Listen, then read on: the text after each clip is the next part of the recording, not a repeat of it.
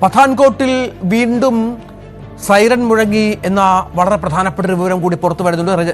രജൌരിലെ സ്കൂളുകൾക്ക് നേരെ പാകിസ്ഥാന്റെ ആക്രമണമുണ്ടായി എന്ന് പറയുന്നു. ഷെല്ലാക്രമണത്തിൽ രജൌരിലെ ഡാംഗ്രി പ്രദേശത്തുള്ള ഒരു സ്കൂൾ കെട്ടിടത്തിന് കേടുപാടുകൾ സംഭവിച്ചു എന്നുള്ള വിവരങ്ങൾ കൂടി പുറത്തു വരുന്നുണ്ട്. പഠാൻകോട്ടിൽ വീണ്ടും പാക് പ്രകോപനം ഉണ്ടാകുന്നു. MG മിഥുൻ ഏറ്റവും പുതിയ വിവരങ്ങളുമായി ചേരുകയാണ്. മിഥുൻ, എന്താണ് സംഭവിക്കുന്നത്?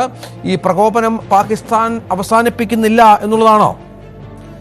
രജിത്ത്, അങ്ങനെ തന്നെ കരുതേണ്ടി വരും. അതായത് അല്പസമയത്തിന് മുമ്പാണ് ഇത്തരത്തിലുള്ള വിവരങ്ങൾ പുറത്തു വരുന്നത്. അതായത് പത്താൻകോട്ട് വ്യോമതാവളത്തിലാണ് വീണ്ടും സൈറനുകൾ മുഴങ്ങി തുടങ്ങിയിരിക്കുന്നത്. എയർബേസിനുള്ളിൽ നിന്ന് തുടർച്ചയായി സൈറൻ മുഴങ്ങുന്നതായിട്ടുള്ള വിവരങ്ങളാണ് പുറത്തു വരുന്നത്. അതായത് ചില സ്ഫോടന ശബ്ദങ്ങൾ ഇതിന്റെ ഭാഗത്ത് നിന്ന് കേട്ടു എന്നാണ് അറിയാൻ സാധിക്കുന്നത്. അതായത് പഞ്ചാബ് ഹിമാചൽ അതിർത്തിയിലുള്ള ഫയറിംഗ് റേഞ്ചിലെ കുന്നിൽ നിന്നാണ് ഒരു വലിയ സ്ഫോടനം ഉണ്ടായതായിട്ടുള്ള വിവരങ്ങൾ പുറത്തു വരുന്നത്. അതിന്റെ ദൃശ്യങ്ങളാണ് ഇപ്പോൾ നമ്മൾ കാണുന്നത്. ആ ബിൽഡിങ്ങിന് പുറത്ത് ബാക്കിലായിട്ടുള്ള ആ കുന്നിന് മുകളിൽ നിന്നാണ് പുകപടലങ്ങൾ ഉയർന്നു വരുന്ന കാണാൻ സാധിക്കുകയും ചെയ്യുന്നത്. അത്തരത്തിലുള്ള വിവരങ്ങളാണ് പുറത്തു വരുന്നത്. കാരണം രാവിലെയും ഇപ്പോൾ പാകിസ്ഥാന്റെ പ്രകോപനം തുടരുന്നു എന്നുള്ളത് തന്നെയാണ് നമുക്കിതിലൂടെ വ്യക്തമാവുകയും ചെയ്യുന്നത്. അത്തരത്തിൽ പാക് പ്രകോപനം വീണ്ടും ഉണ്ടാകുന്നു. പലയിടങ്ങളിൽ നിന്ന് തരത്തിൽ യുദ്ധത്തിലേക്ക് പോകരുത് എന്ന് പല ലോകരാജ്യങ്ങൾ ഉൾപ്പെടെയുള്ളവർ പറയുന്നു. അതുമായി ബന്ധപ്പെട്ടുള്ള ചർച്ചകൾ നടക്കുന്നു. ഒപ്പം തന്നെ സൈനിക തലത്തിലൊരു ഇടപെടൽ, സൈനിക തലത്തിൽ ഒരു കൂടിയാലോചനകൾ അല്ലെങ്കിൽ കൂടിക്കാഴ്ച നടത്താമെന്നുള്ളൊരു വിവരം പുറത്തു വന്നതിന് പിന്നാലെയാണ് വീണ്ടും പാകിസ്ഥാന്റെ ഭാഗത്തു നിന്ന് ഇത്തരത്തിലുള്ള നടപടി ഉണ്ടാകുന്നത്. ഒപ്പം തന്നെ സൈന്യത്തെ കൂടുതലായി പ്രദേശത്ത് വിന്യസിക്കുന്നതായിട്ടുള്ള വിവരങ്ങൾ വരുന്നുണ്ട്. അതായത് പാകിസ്ഥാൻ റേഞ്ചേഴ്സിനെ അവിടെ നിന്ന് മാറ്റിയതിനു ശേഷം അവിടെ സൈന്യ വിന്യാസം നടത്തുന്നു എന്നുള്ള വിവരങ്ങളും ഈ ഒരു ഘട്ടത്തിൽ പുറത്തു വരുന്നുണ്ട്. അതിനിടയിലാണ് ഇത്തരത്തിൽ പാകിസ്ഥാന്റെ പ്രകോപനം വീണ്ടും ഉണ്ടായതായിട്ട് പത്താൻകോട്ടിന് സമീപം വലിയ ശബ്ദം കേൾക്കുന്നു, ഉഗ്ര സ്ഫോടനം നടന്നതായിട്ടുള്ള ശബ്ദം കേൾക്കുന്നു എന്നുള്ളത്. അതൊരു പക്ഷേ കഴിഞ്ഞ ദിവസങ്ങളിലെ പോലെ തന്നെ ഏതെങ്കിലും തരത്തിൽ ആക്രമണം, അതായത് മിസൈൽ ആക്രമണം അടക്കമുണ്ടായതായിട്ടുള്ള സൂചനകളാണ് പുറത്തു വരുന്നത്. ഇന്ത്യ തകർത്തിട്ടുണ്ടാകാമെന്നുള്ള അനുമാനങ്ങളാണ് ഈ ഒരു ഘട്ടത്തിൽ പുറത്തു വരുന്നത്. അതായത് നിലവിൽ മറ്റിടങ്ങളിലും സമാനമായ സാഹചര്യം കൊണ്ട് രജൌരിയിലെ ഒരു സ്കൂൾ കെട്ടിടത്തിന് മുകളിൽ വലിയ രീതിയിൽ ആക്രമണം ഉണ്ടായിരിക്കുന്നു. അത് വലിയ രീതിയിൽ കേടുപാടുകൾ സംഭവിച്ചതായുള്ള വിവരങ്ങൾ വരുന്നു. അതിന്റെ ദൃശ്യങ്ങൾ അല്പസമയത്തിനകം തന്നെ നമുക്ക് ലഭ്യമാകുമെന്നാണ് കരുതുന്നത്. എന്തായാലും നിലവിൽ ഇപ്പോൾ കണ്ടുകൊണ്ടിരിക്കുന്ന പഞ്ചാബ് ഹിമാചൽ അതിർത്തിക്ക് പുറകിലുള്ള ആ കുന്നിൻ്റെ മുകളിലാണ് ഇത്തരത്തിലൊരു സ്ഫോടനം ഉണ്ടായിട്ടുള്ള വിവരങ്ങൾ പങ്കുവയ്ക്കുന്നത്. അതിന്റെ ദൃശ്യങ്ങളാണ് ഇപ്പോൾ കണ്ടുകൊണ്ടിരിക്കുന്നത്. നമുക്ക് ആ ദൃശ്യങ്ങളിൽ കാണാം, ചില സ്ഫോടനങ്ങൾ സംഭവിച്ചിരിക്കുന്നു. പുകപടലങ്ങൾ ഉയരുന്ന ദൃശ്യങ്ങൾ നമുക്ക് വളരെ വ്യക്തമായി തന്നെ കാണാം. ഏതായാലും വീണ്ടും പാകിസ്ഥാന്റെ ആക്രമണങ്ങൾ ആവർത്തിക്കുകയാണോ എന്ന ചോദ്യവും ഉയരുന്നുണ്ട്. ഡ്രോണുകൾ പാകിസ്ഥാൻ പഞ്ചാബ് കശ്മീർ മേഖലകളിലേക്ക് തുടർച്ചയായി അയക്കുന്നുണ്ട്. മിക്ക ഡ്രോണുകളും ഇന്ത്യയുടെ പ്രതിരോധ സംവിധാനങ്ങൾ തകർത്തു എങ്കിൽ പോലും ചിലയിടങ്ങളിൽ ഇപ്പോഴും ഇത്തരം ആക്രമണങ്ങൾ തുടരുന്നു എന്നതിൻ്റെ തെളിവ് കൂടിയാണ് ഈ ദൃശ്യങ്ങൾ എന്ന് വേണം മനസ്സിലാക്കാൻ. ഇതിപ്പോൾ എന്തെങ്കിലും ഔദ്യോഗിക വിശദീകരണം ഇതുമായി ബന്ധപ്പെട്ട് വന്നിട്ടുണ്ടോ? അല്പം മുമ്പാണ് മിഥുന് സൈന്യം വാർത്താ സമ്മേളനം നടത്തി പാകിസ്ഥാൻ വിഷയം സംസാരിച്ചത്. ഇതുമായി ബന്ധപ്പെട്ട് എന്തെങ്കിലും തരത്തിലുള്ള മറ്റു മുന്നറിയിപ്പുകളുണ്ടോ?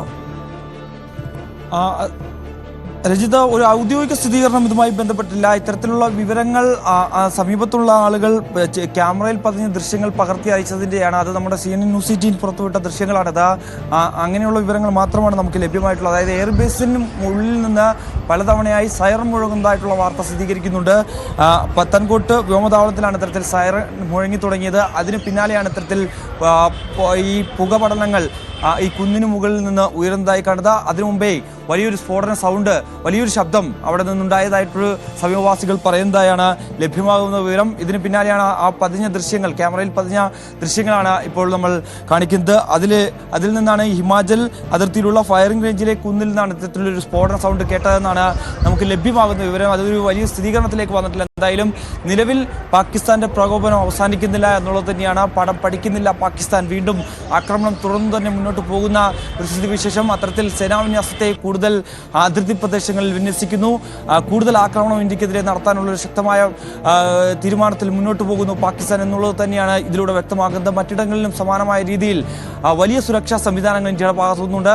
ഏതെങ്കിലും തരത്തിലൊരു പ്രകോപനം വീണ്ടും ഉണ്ടായാൽ അതിന് തടയിടുന്നതിന് വേണ്ടിയുള്ള എല്ലാ സജ്ജീകരണങ്ങളും സേനാ വിഭാഗങ്ങളുടെ ഭാഗത്തുനിന്നും സജ്ജമാണ്. എന്തായാലും നിലവിൽ കനത്ത തിരിച്ചടി പാകിസ്ഥാന് ഇന്ത്യ നൽകുകയും ചെയ്യുന്നുണ്ട്. അവർ വ്യോമതാവളങ്ങൾ, സൈനിക കേന്ദ്രങ്ങൾ കേന്ദ്രീകരിച്ചൊക്കെ തന്നെ നമ്മുടെ അറ്റാക്ക് നടക്കുകയും ചെയ്യുന്നു.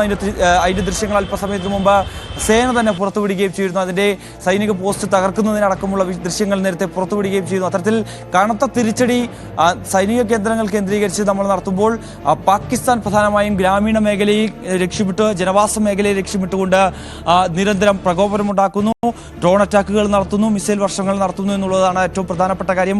സാധാരണക്കാരെ കൊന്നൊടുക്കുന്ന തരത്തിൽ അത്തരത്തിലൊരു സമീപം പാകിസ്ഥാന്റെ ഭാഗത്തുനിന്ന് വരും. കാരണം കഴിഞ്ഞ ദിവസം, മുമ്പത്തെ ദിവസം ഒരുപക്ഷെ സൈനിക കേന്ദ്രങ്ങളും വ്യോമതാവളങ്ങളും ഇത്തരത്തിൽ വിമാനത്താവളങ്ങളും ഒക്കെ ആയിരുന്നു പാകിസ്ഥാൻ ലക്ഷ്യം വെച്ചതെങ്കിൽ അത് ഒരു പടി കൂടി കടന്ന് കഴിഞ്ഞ ദിവസം 26 ലൊക്കേഷനുകൾക്കെതിരെ അതിൽ 20 ലൊക്കേഷനുകളും ജനവാസ മേഖലകളാണ് എന്നുള്ളതാണ് ഏറ്റവും പ്രധാനപ്പെട്ട കാര്യം. ആ 20 ഇടങ്ങളിലും രാത്രി മുഴുവൻ കനത്ത ഷെല്ലിംഗ് ഉണ്ടായിരുന്നു, ഡ്രോൺ ആക്രമണങ്ങൾ ഉണ്ടായിരുന്നു. അവയൊക്കെ ഒരു പരിധി വരെ നമുക്ക് പ്രതിരോധിക്കാൻ സാധിക്കുകയും ചെയ്തു. ചില വ്യോമതാവളങ്ങളിൽ അല്ലെങ്കിൽ നമ്മുടെ താവളങ്ങളിലൊക്കെ ചില രീതിയിൽ കേടുപാടുകൾ പറ്റിയതായി സൈന്യം തന്നെ സ്ഥിരീകരിക്കുകയും ചെയ്യുന്നു. അത്തരത്തിലുള്ള ഒരു സന്നിവേശത്തിലൂടെയാണ് കാര്യങ്ങൾ കടന്നു പോവുകയും ചെയ്തത്. എന്തായാലും നിലവിൽ ഡൽഹി കേന്ദ്രീകരിച്ച് തിരക്കിട്ട ചർച്ചകൾ നടക്കുന്നുണ്ടായിരുന്നു. അല്പസമയത്തിന് മുമ്പ് അജിത് ഡോവൽ പ്രധാനമന്ത്രിയുമായി കൂടിക്കാഴ്ച നടത്തിയതിനു ശേഷം അദ്ദേഹം 7LKയിൽ നിന്ന് പുറത്തേക്ക് പോകുന്ന കാഴ്ച നമ്മൾ കാണുകയും ചെയ്തു. അതിൽ ഏതെങ്കിലും തരത്തിൽ ഇന്നലെയും ഉണ്ടായിരുന്നു ഇത്തരത്തിൽ കൂടിയാലോചനകൾ. പ്രതിരോധ മന്ത്രിയും ഒക്കെ പ്രധാനമന്ത്രിയുമായി കൂടിക്കാഴ്ച നടത്തുന്നുണ്ട്.